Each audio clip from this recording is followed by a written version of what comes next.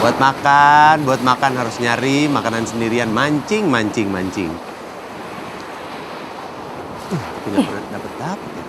Kang, Ya. lagi mancing. Iya. Hati-hati loh. Kenapa? Karena takut nih.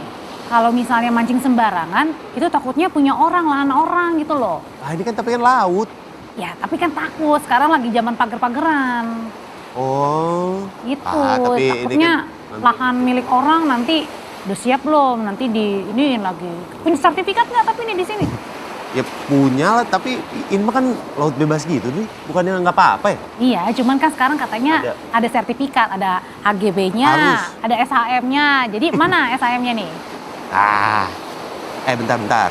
Nih dapet nih kayaknya nih. Nah, Wah. kayaknya gede nih. Lah, tapi kok Enggak, ini tapi bukan bentar ini kan saya di laut ya. Kenapa dapetnya ini rumput buat main futsal saya? Oh, atau bukan? Oh, rumput laut ini. Atau rumput betul. tetangga nih? Rumput laut ini mah. Oh, bukan. Kayak gini baru tahu saya juga. Oh, Saya iya. terakhir makan rumput laut 30 tahun yang lalu sih. Berarti sekarang umurnya berapa? Udah 30 tahun? 102. Oh, aduh. Oh. Tapi itu apaan? Ini ada tulisan. Wih. Itu tuh. Laut kan gini. Nah, tuh. Laut ini? Milik rakyat Indonesia. Tuh, siapa aja boleh karena dong. Siapa aja boleh ya, Iya. karena pagar sepanjang 30,16 km ini jadi membuat nelayan jadi susah melaut karena kemudian juga pagar laut yang ada di Tangerang bukan hanya membuat nelayan ini menjadi susah melaut, tetapi katanya juga jadi makan ongkosnya itu jadi gede banget gitu ya. Karena kenapa ya kira-kira? Nanti kita akan lihat ya. Para nelayan di Tangerang punya kemenangan kecil. Keberadaan pagar laut yang selama ini menghambat mata pencarian mereka akhirnya dibongkar. Bersama TNI AL, nelayan yang ikut bahu-membahu membongkar pagar laut di Tanjung Kait Tangerang, salah satunya adalah Nata. Landap dalam rupanya itu bisa kotak-kotak ya itu ya untuk Bapak Bang Tenaga juga lah gitu. Sebagai nelayan, Nata mengakui pagar laut ini membuat biaya untuk melaut menjadi lebih mahal. Nata harus memutar rute perahunya lebih jauh yang berdampak pada konsumsi bahan bakar perahunya. Ya benar berkurang itu. Jadi atau nawar sini nyari ikan sini nggak bisa ada pagar. Nelayan lainnya yang ikut berkeringat membongkar pagar laut di Tangerang adalah Saibun Ali. Meski menggunakan alat bantu, Saibun menyebut pencabutan pagar di saat air laut pasang cukup sulit. Dalam singgakannya nyedot pasir, jadi ngisep pasir itu di. Tergantung kalau air surut cetek, tapi kalau lagi begini kan pagi nih banjir dia. Menteri Agraria dan Tata Ruang Nusron Wahid menyebut hak milik di Laut Tangerang tidak sah secara hukum. Saat meninjau langsung area lokasi pagar laut Desa Kohot, Kecamatan Pakuaji, Kabupaten Tangerang, Banten, Nusron menegaskan soal aturan tanah musnah.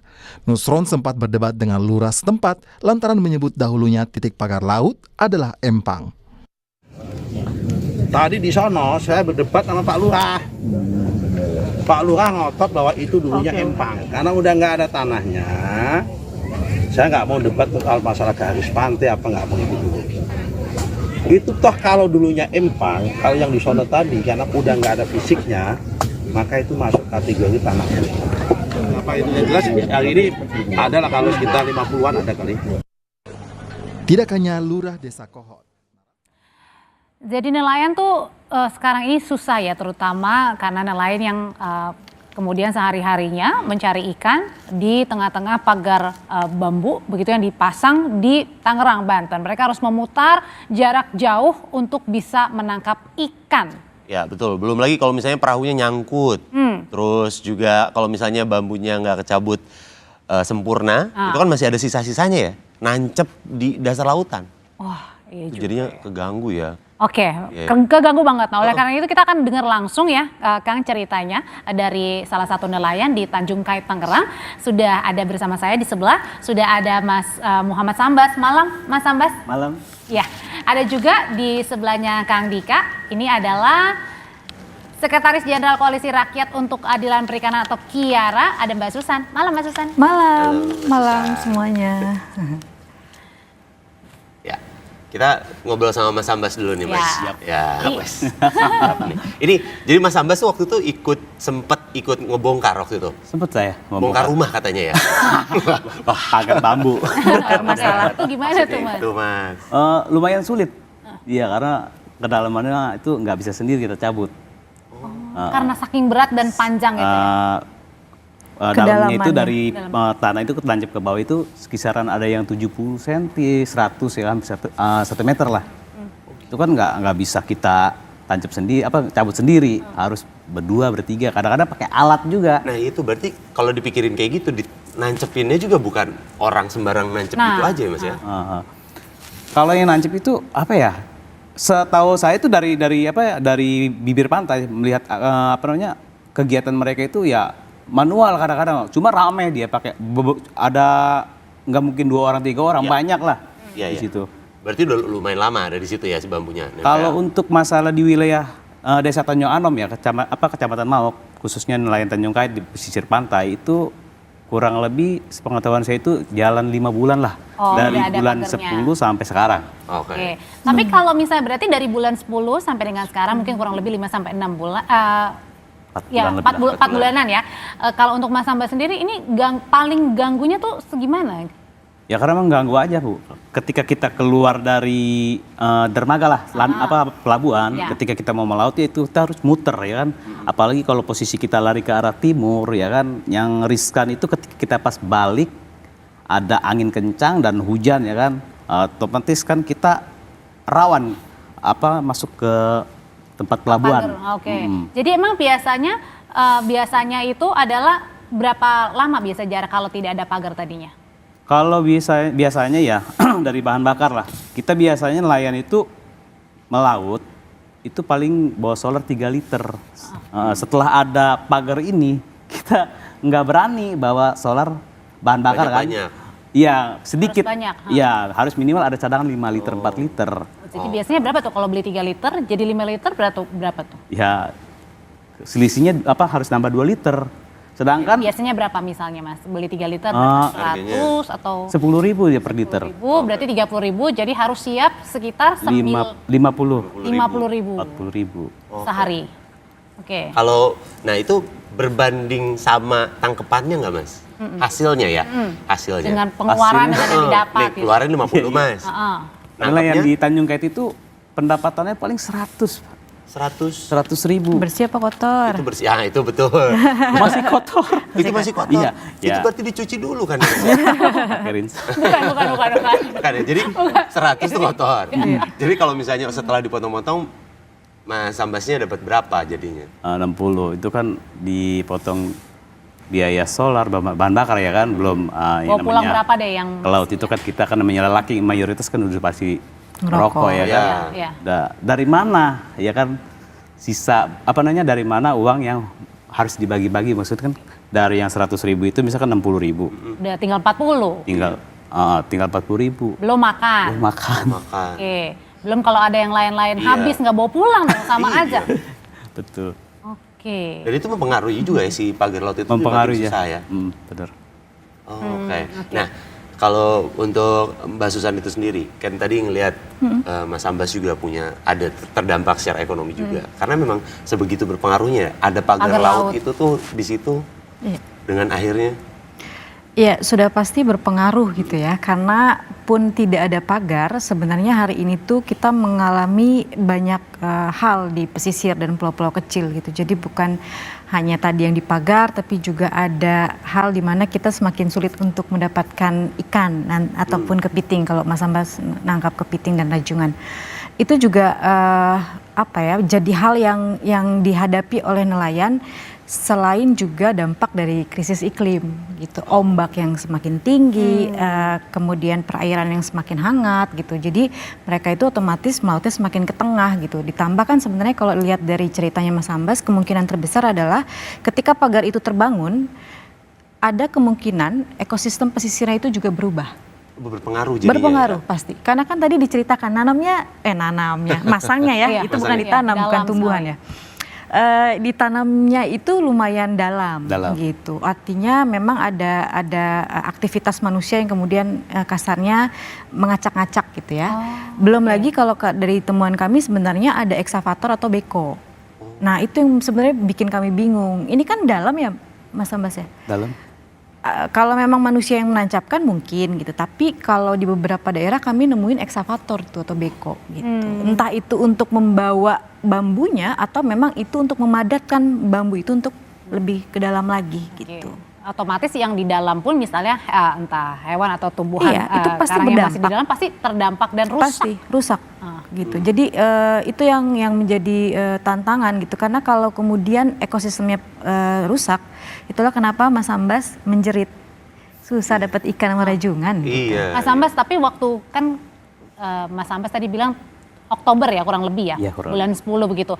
Itu Kalau udah di Tanjung Kait ya. di Tanjung Kait aja Kalau ya. Tanjung Kait kita Katanya bicaranya. kan yang lain sebelumnya. Nah, tapi kalau bagi teman-teman Mas Ambas sendiri dan Mas Ambas sendiri, udah pernah belum ngelapor pada saat atau pernah menyaksikan nggak pada saat mulai dipagarin itu? Kebetulan saya juga di organisasi juga kan, sekaligus nelayan. Saya sudah pernah melayangkan surat audiensi ya kan kepada pihak kecamatan dan desa, beberapa desa udah kita suratin. Ketika itu di tanggal 14 itu saya mengantarkan surat kepada camat ya, Camat Mauk lah. 14 Oktober 14, atau? kemarin. Oh kemarin Januari, oke. Januari. Saya sudah melayangkan surat untuk audiensi ya kan. Tapi sudah sepakatin pas tanggal 16 kita sudah kumpul semua organisasi yang ada di wilayah Kecamatan Mauk. Ternyata Pak Camatnya membatalkan. Dengan alasan? Sibuk keluar katanya. Oh gitu. Iya. Terus kemudian? Ya kemudian kami balik dengan rasa kekecewaan kan, selaku organisasi tidak pernah dianggap kecewa lah kita semua. Pak Camatnya lagi nyari juga kali, nyari rajungan. Sama-sama mungkin timingnya aja yang jadi Iya. papasan. Atau lagi nyari bambu mungkin. Lagi nyari bambu untuk ngambil kerang. Iya, terus berarti pada saat itu Pak Camatnya katanya pergi. Tapi kemudian sudah teman-teman abis itu gimana? Langsung balik kita ke kantor PAC ya dengan rasa kekecewaan gitu kan. Kok kenapa sih kalau mau diundur nggak jauh-jauh hari? Ya kan kita kan sudah yang namanya kerja, kita ibaratnya kita korbankan demi. Biasanya Pak Camat sebelumnya gampang ditemuin Sebelumnya. Saya kebetulan melakukan audiensi itu, mengirim surat baru itu saya. Karena memang camat ini putra daerah. Oh, memang agak ini ya. Enggak asli. putra daerah sini, maksudnya putra daerah Mauk. Iya. Memang udah daerah situ ya Pak ya? Betul. Ini mumpung Pak Sambas lagi Siap. ada di TV. Sampein mungkin sama Pak Camat sekalian. Iya. Ada yang mungkin pengen disampaikan oleh Camat. Siap. Pas kebetulan di sini bisa dilihat sama Pak Camat Iya, langsung buat Pak di Camat, TV.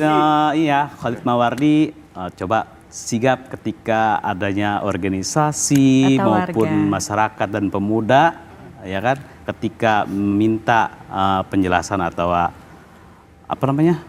ketika kita minta arahan atau harus gimana? sigap ya pelayanannya ya. Itu aja. Mudah-mudahan adanya saya di Kompas TV ini Pak Camat mendengar Dan akan lebih memperbaiki layanan gitu ya? Maksudnya kayak gitu. Oke. Setelah ini juga mungkin kita mau tanya lebih banyak ke Mas Sambas begitu ya. Tapi kita akan jeda sejenak ya Kang ya. Betul. Tetaplah bersama kami. Mas Sambas. Jadi Kang Dika kan. Boleh, Kang. Mas Sambas, Yap. tadi kan kalau Mas Sambas kan bilang kalau Pak Camatnya sudah ngelapor ke Pak Camat tapi kemudian susah. Nah sebenarnya kalau dari teman-teman sendiri pernah ngerasain nggak sih misalnya ada intimidasi misalnya pada saat ramai-ramai pembongkaran pagar laut gitu? Kebetulan kemarin juga adalah masyarakat ya kan, dia itu kerjaannya punya bagan pancing kan. Nah dia tuh bikin TikTok, terus kan TikToknya viral tuh kan, penayangan hampir kalau nggak salah 3M lebih kan. Itu kan jadi ada tekanan katanya. Kata saya ngapain takut kalau selagi kamu benar ya kan. Ini TikTok yang berisi pagar laut itu? Konten-konten Oke. mungkin. Terus? Iya katanya ada tekanan gitu. Kata saya siapa aja yang nekan? Kalau misalkan ada intimidasi coba kita cross check siapa orangnya ya kan. Nanti saya juga buat pihak-pihak terkait ya, pembela masyarakat, coba tolong dikawal, takut terjadi apa-apa saja. Ya. Tadi juga Mas Sambas sudah bilang ke kadesnya ya. Kades sudah kami suratin. Kecamat udah. Camat sudah. Camat sudah. Kades 3 kades sudah kami suratin sudah. Sudah. Dan sampai ke kebetulan kepala karena tadi udah nyampein ke camat, kita akan tampilkan ini dia camatnya. Oh enggak. Takut. Enggak, Tiba-tiba maksudnya. muncul ya. Oke. Ya. Nah, kalau untuk Mbak Susan tadi juga ngomongin soal ekosistem di sekitarannya. Ini kan dengan adanya pagar laut ini juga pasti akan berpengaruh. Pasti, tidak mungkin. Karena kan pasti ini untuk memperbaikinya butuh waktu yang lama kah? Aduh, pertanyaan sulit ini. Karena ini akan nyambung dengan tingkah lucu-lucunya negara ini gitu ya. Ketika ngomongin kerusakan, kalau dilihat di media bagaimana negara ini mendorong sanksi administratif. Sanksi administratif yang kemudian keluar di statement media, dendanya itu 18 juta per kilometer. Yang kalau kita total itu tidak sepadan dengan kerusakan. Tidak sepadan dengan kerusakan yang dialami oleh nelayan, ekosistem yang rusak, betul Pak? Betul. Karena ketika Bapak sulit melaut, nggak ada negara mau bantu. Gitu. Nggak ada mau support apa? Undang-undang 7 tahun 2016 sudah ngomong tentang pelindungan pemberdayaan nelayan, turunannya cuma asuransi kok. Ketika mereka paceklik, negara nggak menyiapkan kerangka bagaimana untuk memastikan mereka tidak kelaparan gitu. Maka itu tidak sepadan dengan kerusakan. Ekosistem sudah pasti rusak, tidak mungkin tidak. Indikatornya gampang sebenarnya, mereka yang paling tahu. Catanya mereka tangkapannya menurunnya berapa banyak, itu aja sebenarnya. Ya. Itu. Ya berarti ini pagar laut udah dicabut. Belum, meskipun Rusak belum lagi. semua ya, Belum masih semua. Tambah 5 rusak lagi kilometer. tuh Hari ini aja ekosistem. nggak, katanya sih, Nggak. yang kita bukan katanya, tapi memang kita lihat ini tidak ada ya, Lagi dihentikan off. sementara, lagi off sementara waktu. Iya. Ini sudah dicabut gitu ya. Baru sebagian memang, tapi akan selanjutnya kira-kira akan ada apa lagi kah gitu? Cukupkah dengan Cukupkah dengan hanya mencabut saja Ya. gitu? Sebenarnya saya sering ngomong gini, yang menjadi kekhawatiran terbesar adalah kalau kemudian kemarin itu tidak dicabut. Ini kan dilema ya pada saat itu, mau dicabut atau memang kita biarkan gitu ya, sambil kita mengikuti KKP untuk investigasi itu 20 hari. Tapi yang menjadi ketakutan kami sebenarnya kalau kemudian KKP mengeluarkan PKKPRL. PKKPRL itu kayak persetujuan gitu ya untuk memanfaatkan ruang laut, kurang lebih seperti itu. Kalau PKKPRL-nya keluar, maka disitulah sebenarnya pintu masuk untuk reklamasi atau penimbunan pesisir. Karena kalau lihat dari bagaimana pagar ini tersusun, ini nggak mungkin untuk kerang hijau, betul Kang? Nggak mungkin untuk breakwater, nggak mungkin gitu. Jadi ini memang penimbunan pantai atau reklamasi. Jadi itulah kenapa kemarin Menteri KKP mengatakan reklamasi alami gitu. Ini nggak mungkin gitu. Artinya memang yang kami khawatirkan PKKPRL ini keluar kemudian melegitimasi HGB dan reklamasi gitu. Itu kuncinya sebenarnya yang kami takutkan. Oke, dan tidak lupa juga tentunya adalah proses investigasi yang dugaannya ada unsur pidananya. Betul. Ya. Jangan sampai Jangan berhenti hanya di pembongkaran Pencabutan aja. Iya, Betul. seret dan cabut sebenarnya semua HGB dan SHM yang ada di pesisir. Dan Oke, baik. Oke. Siap. Baik, kalau gitu terima Terima kasih kasih. banyak Mbak Susan, Mas Sambas. Pokoknya kita pantau terus ya bagaimana proses pembongkaran termasuk juga dengan investigasinya supaya dibuka terang benderang. Terima kasih Mas Sambas, Mbak Susan. Oke, terima kasih banyak.